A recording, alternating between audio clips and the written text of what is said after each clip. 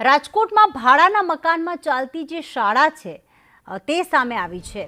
Ward number 15માં એક સરકારી શાળા જે છેલ્લા ઘણા સમયથી ભાડાના મકાનમાં ચાલી રહી છે।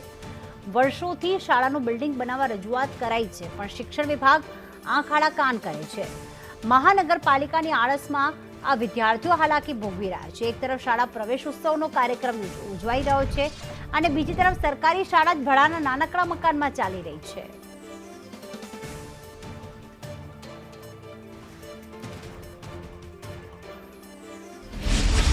રાજકોટ મહાનગરપાલિકા એક તરફ પ્રવેશોત્સવના તાઇફા યોજી રહી છે અને બીજી તરફ છે એ સરકારી શાળાઓ છે ભાડાના મકાનમાં ચાલી રહી છે।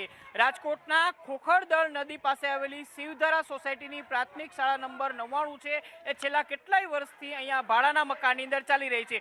એટલું જ નહીં, પરંતુ અહીંયા જે પ્રકારનું ગુણવત્તાવાળું શિક્ષણ વિદ્યાર્થીઓને મળવું જોઈએ, વિદ્યાર્થીઓ જે પાત્રતા ધરાવે છે એ શિક્ષણ પણ મળતું નથી એવો સ્થાનિકોએ આક્ષેપ કર્યો છે। અહીંયા જ્યારે મીડિયા પહોંચ્યું ત્યારે મીડિયાને રોકવા માટે અહીંના જે સ્થાનિક શિક્ષકો છે એમને મીડિયાની સાથે અભદ્ર વર્તન કરવાની કોશિશ કરી હતી। અહીંયા બાળકોને અમે ડિસ્ટર્બ કરવા આવ્યા છે એ પ્રકારનો અમારા ઉપર આક્ષેપ લગાવવામાં આવ્યો હતો, પરંતુ તમે જોઈ શકો છો કે સત્ય શું છે। પ્રાથમિક શાળા નંબર 99 છે એ માત્ર 2 રૂમના ક્લાસની અંદર ચાલે છે।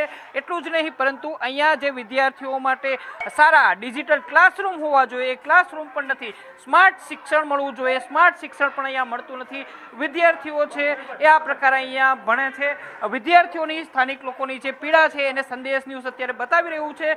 સૌથી મોટી વાત એ છે કે શાળા નંબર 99 છે એ અહીંયા ભાડાના મકાનની અંદર ચાલી રહી છે। સ્થાનિક લોકો, સ્થાનિક કોર્પોરેટરો છે, આપણે તેમની સાથે વાત કરશું કે આખરે આ મામલાને લઈને ખરેખર સત્ય શું છે। શું કહેશો કાકા, શું કહેશો આ શાળાને લઈને? જો સાહેબ જોવો છો ને 500 છોકરા છે, 2 રૂમ નાના નાના, ઢોરનો તબેલો કઈ ખારો હોય એ રીતે આ તમે જોઈ નિદ્રે જોયું તો આમાં સરકારને 3-4 વાર રજૂઆત કરી છતાં કાંઈ પેટમાં પાણી હલતું નથી। કાકા તમે શું કહેશો? અમે સ્થાનિક લોકો છીએ, અમારે તમે નજર સામે છે, છોકરાઓને જેના ભેંના તબેલામાં પૂર્યા ને એવી રીતના પૂરીને એને સંસ્થા ચાલે છે, બરાબર। આ નિશાળ ચાલે છે એનું અમે નાના માણસો અહીંયા રહીએ છીએ, 7 વર્ગમાં થાય છે, માલધારી સમાજ અહીંયા બધો રહેશે, આયર દરબાર ભળવાર બધા, બરોબર છે। એને માટે અમારે એવી રજૂઆત છે કે મોટી નિશાળ સરકાર અમને ક્યાંક ગમે ત્યાં વ્યવસ્થા કરીને એ પૂરો કરી દી।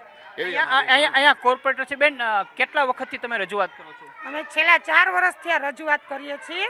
અનેક વાર અમે આ મુલાકાતે બધાને લેવડાવીએ છીએ, પણ અમુક જ આવે છે, અમુક તો એમ કહી દે ટાઈમ નથી। અહીંયા યોગ્ય છે, બધાને કહી દીધું છે, બાળકો માટે યોગ્ય વ્યવસ્થા છે પણ નથી યોગ્ય વ્યવસ્થા। વોશરૂમ પણ એક જ છે, નથી નાસ્તાની વ્યવસ્થા, જમવા બેસી નથી હગે, એમ જોઈ લ્યો તમે, વિડિયા જોવો જ છો તમે। બિલકુલ અહીંયા સ્થાનિક આગેવાનો પણ છે, શું કહેશો, શું સમસ્યા છે? સરકાર જ્યારે ડિજિટલ શિક્ષણની વાત કરતી હોય, 2008થી ભાડા કરાર ઉપર મહાનગરપાલિકાની સ્કૂલ ચાલી રહી છે, ત્યારે મારે સરકારને એક જ વસ્તુ કહેવાનું છે કે કમલમ તમારા બની જાય છે આખા ગુજરાતમાં, તો રાજકોટ જ્યારે સ્માર્ટ સિટી બનવા જઈ રહ્યું છે તો 2008થી ભાડા કરાર ઉપર છે। અનેક મેયરો એવા, અનેક શિક્ષણ સમિતિના ચેરમેનો એવા, કોર્પોરેશનમાં અનેક કમિશનર સાહેબ એવા, અમારા સ્થાનિક કોર્પોરેટર અમારી આગેવાનીમાં અનેક વખત જનરલ બોર્ડમાં સવાલ ઉઠાવેલા છે। જનરલ બોર્ડમાં પણ 2 વખત એક સરખા જવાબ આપેલા, કમિશનર સાહેબને લેખિત આપેલું છે। બિલકુલ, તો લેખિત આપેલું છે। અહીંયા 2008થી ભાડાના મકાનની અંદર સ્કૂલ ધમધમે છે। એક તરફ સ્માર્ટ શિક્ષણની વાતો રાજકોટની અંદર ચાલી રહી છે અને બીજી તરફ આ પ્રકારની ઘટનાને એમાં પણ શિક્ષકો મીડિયાનો વિરોધ કરે છે કે આ સત્ય ના બતાવવું। કઈ રીતે આવું ચાલી શકે? કેમેરામેન માધવ ભટ્ટ સાથે મયુર સોની, સંદેશ ન્યૂઝ, રાજકોટ।